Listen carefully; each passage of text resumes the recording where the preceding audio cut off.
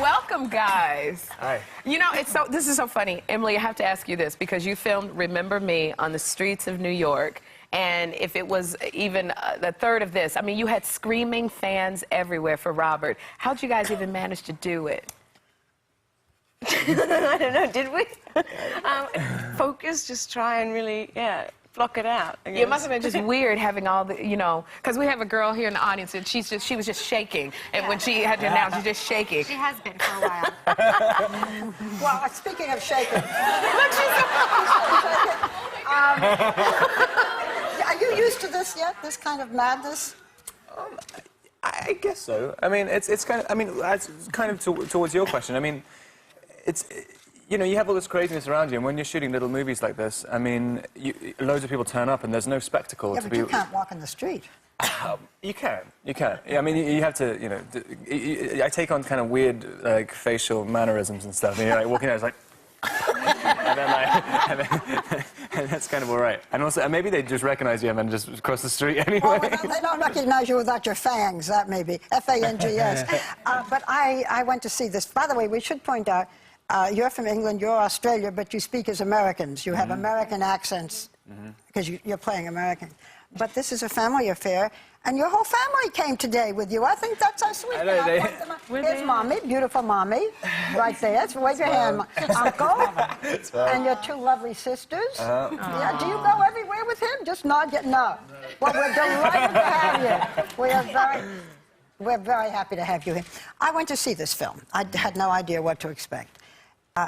You're wonderful in it. Thank you very much. And I know it's a different challenge. I mean, you're on Lost, and we see you as this superb actress. But there must have been some feeling after I've been doing The Vampire, after I've been doing the Twilight films. Am I going to be accepted in this? I just want to tell you, I thought you were like James Dean. I just thought you were a wonderful actor. You should feel very good.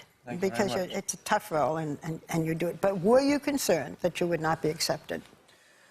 No, I mean, I read the script and kind of fell in love with it just before all the Twilight hoopla happened. I mean, the film hadn't come out yet, and I very rarely read scripts which appeal to me. And I thought it reminded me of pieces like back in the 70s and 80s, like kind of ordinary people and terms of endearment and stuff like that. And I don't think they really make movies like that anymore.